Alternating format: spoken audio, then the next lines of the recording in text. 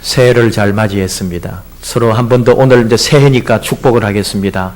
새해 복 많이 받으세요. 우리 옆 사람에게 또 우리 함께 참여한 모든 우리 성도님들 새해에 우리 하나님께서 함께 하시기를 축복합니다. 아마 내일 아침에, 내일이 아니네요. 이제 오늘 아침이 되겠네요. 오늘 아침에 아마 뉴스에 많이 나올 거예요. 어디가 제일 많이 나올까요? 정동진. 예. 또 뭐죠? 촛대 바위? 뭐 이런 거 하고, 그 다음에 포항의 호미곶. 여러분도 아마 예수 잘 믿기 전에 그게 가 있었을지 몰라요. 이 밤에 그곳에서 아마 하루를 새고 아마 해돋이 보겠다고 기어코 몇 시간 걸려서 강원도로 가신 분도 분명히 있을 거예요. 근데 이제 예수님께로 돌이켜서 주님의 교회에서 새해를 맞이하게 됐습니다. 사람들이 그 떠오르는 해를 참 좋아하죠. 특히 바다에서 떠오르는 해. 산보다도 바다에서 벌겋게 여러분, 한번 정말 그 붉은 불덩어리와 같은 해가 떠오를 때 그 감격은 이루 말로 할 수 없어요. 그러니까 그걸 보러 가는 거죠. 거기다가 그게 새해 1월 1일 첫날에 오르는 그 붉은 불덩어리 태양을 볼 때에 사람들이 고개가 숙여지는 거죠. 정말 손을 떼어서 빌고 싶을 정도로 그 태양은 위대하고 아름다운 거예요. 근데 우리가 하나를 못 보더라 이거죠. 정말로 그 검붉은 태양이 솟아오를 때 참으로 우리가 하나를 더 보아야 하는데 그게 뭐냐? 그 밑에 있는 시커먼 바다였다는 거예요. 그걸 보아야 한다는 거죠. 태양은 희망으로 솟아오르지만 그게 우리의 희망처럼 우리 가슴에 어떤 소망이 되고 힘이 될 것 같지만 우리가 발을 딛고 있는 곳은 어디냐? 바로 그 검은 바닷속이다 이거죠. 예. 그래서 우리가 이 태양만 볼 게 아니라 오늘 우리 삶의 소망과 희망만 볼 게 아니라 우리가 발 딛고 있는 이 땅을 제대로 볼 수 있어야 한다는 거죠. 우리 살아가는 세상은 그렇다 이거죠. 이제 우리가 나아가야 할 2014년은 그 검붉게 타오르는 태양은 우리의 소망일 수 있지만 그 태양이 솟아오른 그 밑바닥에는 바다가 있고 시커먼 어둠이 있다는 것을 우리가 소망 중에 걸어가지만 우리가 걸어가는 이 땅은 어둡고 힘들 것이라고 이걸 우리가 잊지 말아야 합니다. 오늘 말씀은 우리가 사도행전 공부하거나 여러분 많이 듣고 아는 말씀이에요. 이게 이 배경은 잘 알죠. 사도 바울이 로마로 지금 압송되고 있는 내용이고 이게 어떤 상황이냐 하면은 금식 기간이 절기가 지났다 이 말이거든요. 여러 날이 걸려 금식하는 절기가 이미 지났다. 이게 언제쯤이다 하는 걸 가르쳐 주는 거예요. 이게 이 유대인들의 금식하는 거, 욥 키푸르라고 하는 거예요. 굉장히 중요한 거예요. 유대인들에게 있어서. 이게 기원이 어디까지 올라가느냐 하면은 모세가 십계명을 받으려고 시내산에 올라갔어요. 40일 동안 있다 내려오다 보니까 사람들이 모세가 죽은 줄 알고 또는 지도자가 떠난 줄 알고 불안하고 힘드니까 밑에서 금송아지 만들죠. 근데 모세가 내려오다가 너무나 놀라고 또 화가 치밀어서 그 하나님이 주신 돌비를 깨워버릴 정도로 던져버릴 정도로 분노했어요. 하나님 또한 분노합니다. 그래서 그 백성들이 3,000명이 죽어나가요. 엄청난 비극이죠. 유대인의 역사에서 이 시내 광야에서 죽은 3,000명에 대한 하나님의 심판에 대해서 유대인들은 역사 가운데 굉장히 이걸 소중하게 여깁니다. 그래서 욥 키푸르 속죄의 날로 대대로 지키고 있는 거예요. 요즘은 좀 덜해졌다 그러지만 이 욥 키푸르 날에는 예루살렘 시내에 차가 다니지 않을 정도로 지금은 이제 해교 사람들도 많고 여러 세계 사람들이 있다 보니까 차들이 많이 다니는 것 같아도 실제로 유대인들은 이 욥기 풀어날 만큼은 자기들 나름대로 조상 대대로 이 속죄의 날로 알고 나름대로 삶을 경건하게 보내고 속죄하면서 보낸 날이거든요. 이게 이 2000년 전에 바로 유대인들이 바로 이 금식하는 절기, 욥기 풀어 절기를 지켰다 이거예요. 이게 어느 때냐? 우리로 하면은 우리 계절로 하면은 9월에서 10월이거든요. 9월 말에서 10월에 걸쳐서가 이 욥기 풀어 기간이란 말이에요. 근데 이때가 또 언제냐? 바로 지중해에 바다가 굉장히 좋지 않은 상태. 항해를 하거나 지금은 상관이 없죠. 지금은 대형 선박에 그 어마어마한 모터로 지나가니까 그 정도는 되지만 그 옛날에는 다 이게 돛담배거든요. 큰 배라 할지라도 바람으로 움직이는 거란 말이에요. 그러니까 바다가 이게 있잖아요. 날이 있잖아요. 저희도 우리 잘 모르지만은 바다가 막 요동치는 때도 있을 것이고 물이 빠질 때도 있을 것이고 그게 그 지중해 쪽에 이 사람들은 잘 알고 있는 거죠. 그래서 특별히 11월이나 12월이 되고 겨울이 되면은 아예 항해가 중지되고 그 전에 지금 이제 그 전초전으로 10월경에 바다가 한 번씩 뒤집어지는 거예요. 그래서 바울은 지식이 있거나 없거나 하나님 주신 감동으로 우리 항해하지 말자고 한 거죠. 이 죄수의 신분이고 여러 사정이 있지만 근데 여러 가지 여기 이제 내용들은 여러분 다음에 우리가 또 생각할 수 있을 거예요. 미항이라고 하는 자그마한 항구에 이 겨울을 보내려고 하니까 이 뱃사람들이 이게 무역선이고 곡물을 실은 배거든요. 로마로 가는 곡물이에요.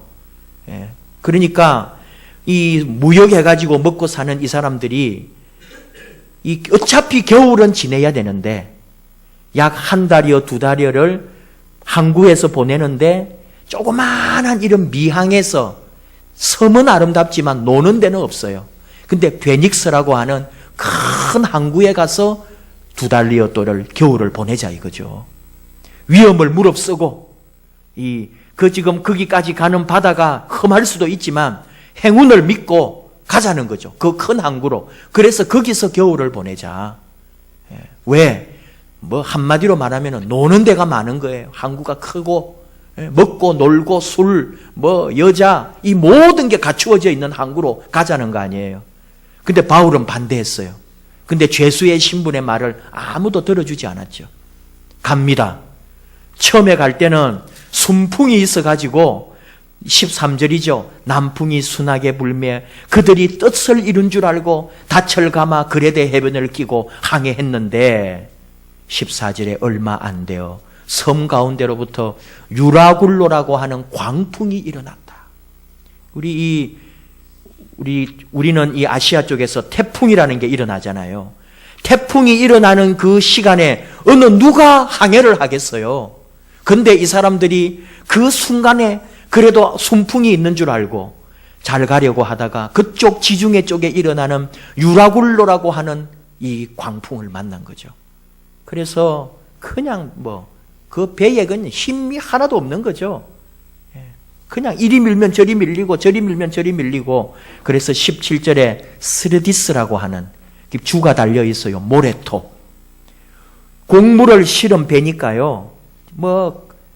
나름대로는 계산도 하고 그 톤수를 말해요. 학자들이 연구를 해가지고 아무리 그래봐야 지금의 배하고 비하면 형편없는 거잖아요. 그러니까 배가 가라앉는 거죠. 이 곡물을 실었으니까, 곡식을 실었으니까. 그럼 배가 쓸리다가 육지 가까이로 오면은 뭐예요? 모래토, 바닥에 배가 걸려버리면 끝나는 거 아니에요. 그러니까 어떻게 해요? 짐을 버리는 거예요. 계속 짐을 다 버리는 거죠. 무역하려고 우리식으로 말하면 뭐예요? 큰 컨테이너를 어마어마하게 싣고 가다가 그 컨테이너를 다 버리는 거죠. 모든 재산을 다 잃어버리는 거예요. 그런 얘기죠. 저는 오늘 그런 얘기를 하려고 하는 게 아니라 선장도 소용없고 여기 배에서 일하는 사람들도 소용없고요. 지금 이 순간에 오직 한 사람 말만이 진리고 옳더라 이거예요. 그 사람이 바로 바울이었습니다. 근데 바울은 뱃사람의 지식이 아니라 하나님이 주신 지혜, 하나님이 주신 지혜로 말하고 있어요. 오늘 우리가 배울 게 그거죠. 아까 얘기했지만 우리는 또 한 해 동안 이 험한 바다를 건너가야 되는, 영적으로 말하면 오늘 말씀에 나오는 것처럼 항해하는 사람들, 우리는 항해자입니다. 또 이 한 해를, 이 험한 바다를 우리가 뚫고 지나가야 할 텐데, 그때 우리가 우리의 지혜가 아니더라 이거예요. 우리의 힘이 아니더라 이거죠. 오직 하나님이 주시느니 보이지 않는 영의 힘으로 건너가는 거지. 내 소유, 내 지식, 내 가진 능력, 내 가지고 있는 용기, 그거 가지고 되는 게 아니에요. 2013년도도 살아보셔서 알잖아요.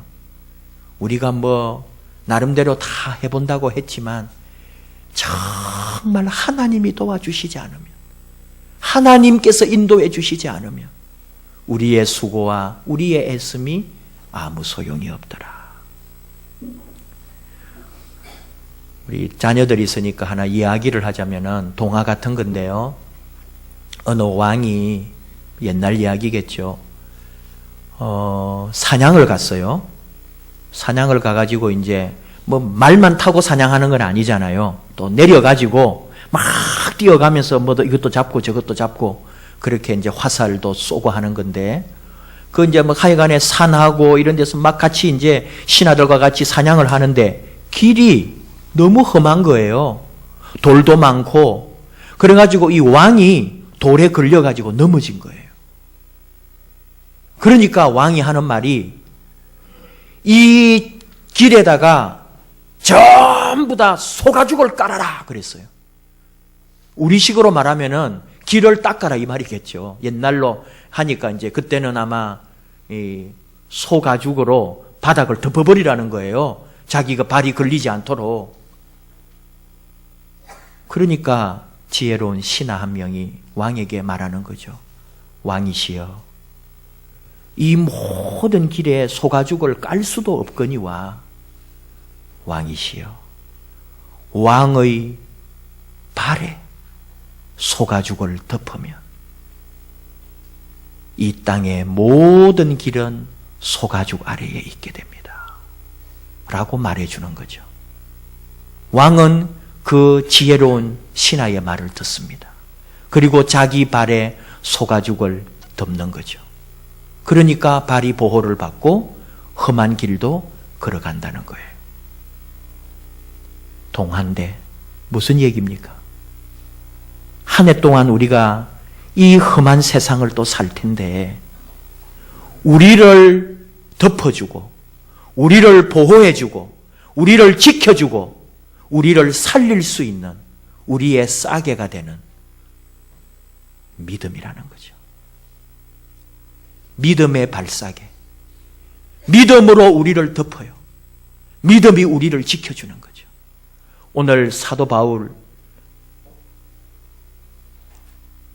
25절에서 고백합니다. 여러분이여 안심하라. 나는 내게 말씀하신 그대로 되리라고 하나님을 믿습니다. 그의 환상 가운데, 그의 꿈 가운데 보여준 하나님이 주신 것으로 그는 믿어버렸어요. 그리고 그 어느 선장도 어떤 지식과 능력이 있는 뱃사람 말도 아니라 하나님의 말씀을 믿은 바울의 말대로 모든 것이 이루어졌습니다. 나는 내게 말씀하신 그대로 되리라고 하나님을 믿습니다. 2014년 이길 수 있는 힘은 우리가 하나님을 믿는 그 믿음, 하나님을 믿습니다. 내 인생을 인도하실 하나님을 믿습니다. 내 삶을 인도하실 하나님을 믿습니다. 그 믿음이 우리를 살리고 새롭게 하실 것입니다. 한 해 동안 험하겠지요. 힘들겠죠. 유라굴라와 같은 광풍을 만나겠죠. 어쩌면 내 짐을, 내 재산을, 내 소유를 잃는 일까지 생길지도 모르죠. 그러나 우리가 결코 잊지 말아야 할 것은 나는 하나님을 믿습니다. 그분이 나를 살리시고 그분이 나를 지켜주실 겁니다. 너무나 제가 은혜도 받고 충격도 받아서 자주 이야기합니다. 나니아 연대기 영화를 보면서 저는 그게 아주 깊이 저에게 박혔어요. 마지막에 자기들 나름대로 막 전쟁해가지고 막 끝까지 싸워요. 근데 안 돼요. 적군이 너무너무 강하니까. 그리고는 모든 것을 포기하죠. 그냥 와 적군이 달려와가지고 내 배를 창으로 찌르고 나는 그냥 죽으면 끝나는 거예요. 정말 어떤 힘도 없고 그냥 밀고 들어오는 거예요. 그냥 죽음만이 그 순간의 일이에요. 아무 무기도 돌도 소용없을 때 어떻게 됐어요? 땅이 갈라져요. 나무 뿌리가 온 땅을 박차고 가면서 적군들을 다 쓰러뜨려 버려요. 내가 하는 게 아닙니다. 나는 그 놀라운 일을 그냥 볼 뿐이에요. 하나님이 하신다 이거죠. 정말로 하나님에게 맡겨버리면, 그분을 믿어버리면 그분이 일하시는데, 우리는 마지막 내 지식과 내 알량한 자존심과 내 속에 있는 그것 가지고 끝까지 해보겠다고. 아니요. 주여, 주님에게 맡깁니다 하고 내려버리니 그때부터는 주님이 헤쳐나가시고 하나님이 기적을 열으시더라 이거죠. 2014년 나는 내게 말씀하신 하나님을 믿습니다. 그 믿음으로 내 삶을 잘 싸서 어떤 항해를 하고 어떤 길을 돌파할 때도 내가 아니라 믿음이 이기네, 믿음이 돌파하네, 믿음이 살리네, 하나님을 믿는 믿음이 나를 새롭게 하고 승리케 하는 놀라운 일을, 믿음을 경험하는 저와 여러분, 사랑하는 우리 믿음의 식구들 되기를 축복합니다. 기도하십시다.